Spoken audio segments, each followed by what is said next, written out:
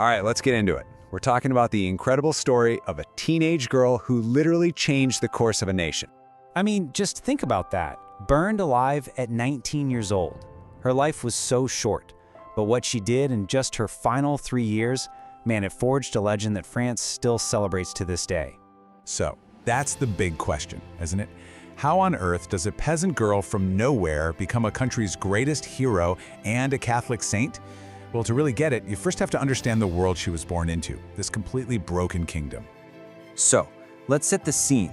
We're in France. The year is 1429, and honestly, the kingdom is on its knees.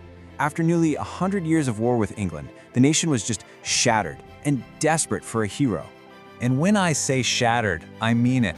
The country was literally split in two. You had the English and their allies controlling the entire north, including the capital, Paris. The French were just clinging on for dear life in the south. Now here's the real kicker. Their king, Charles VII, hadn't even been properly crowned. See, the traditional city for coronations, Reims, was deep in enemy territory. And you might think, so what? But this was a huge deal. Without that coronation, his claim to the throne was shaky. This wasn't just about a crown, it was about the divine right to rule. With the English king also claiming France, loyalty was in chaos. The very idea of what France even was at stake. But then, out of all this hopelessness, a voice of absolute conviction emerges from the most unlikely place you could possibly imagine. And that voice belonged to Joan of Arc, a teenage peasant girl from a tiny village who claimed that at age 13 she started hearing the voices of saints, and she believed these divine voices gave her this impossible three-part mission that would decide the fate of France. And her mission was audacious and incredibly specific.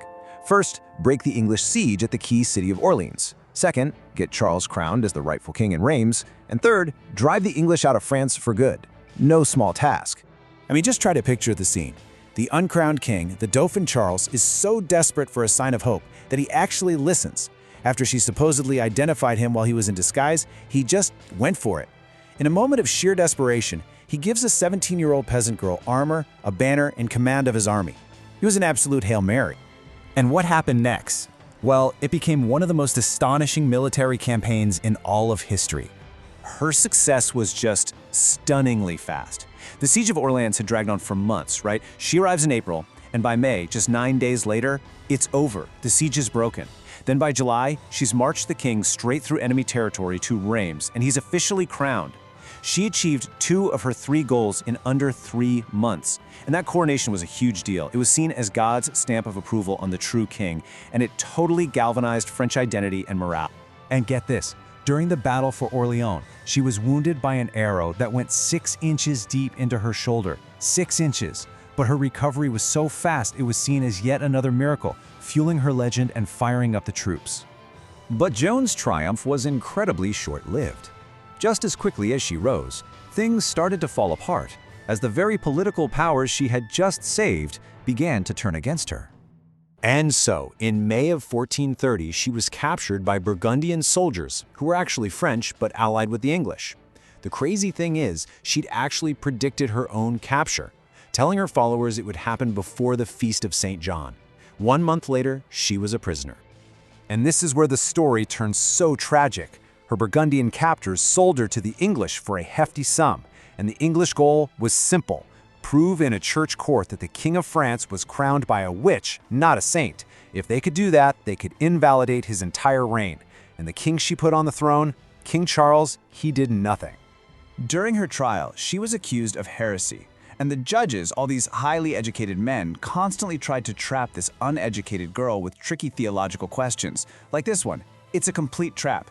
If she says yes, she's guilty of blasphemy, because no one can know that.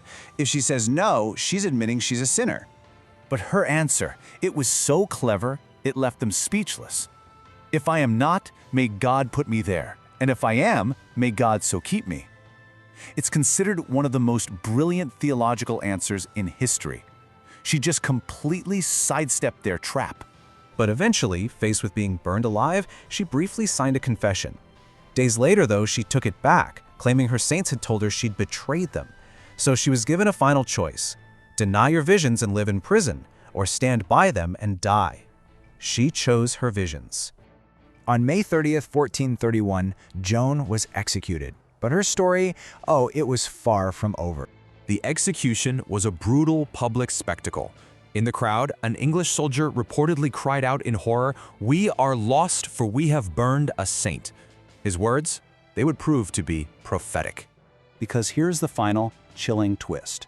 Her death as a martyr created this powerful national symbol that inspired a renewed French resistance. And wouldn't you know it?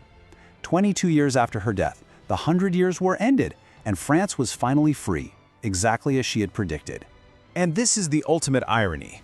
Decades after the church condemned her, they exonerated her.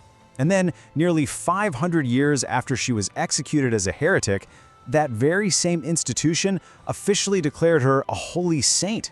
It's just incredible. So ultimately, her story transformed from a tragic execution into this powerful, unifying symbol of French identity that still endures to this very day. And that's the question that sits at the heart of her story, right? Was she a saint who heard God, a military genius, or just a girl whose belief was so strong it changed the world? That mystery, that's what makes her story continue to fascinate and inspire us all these centuries later.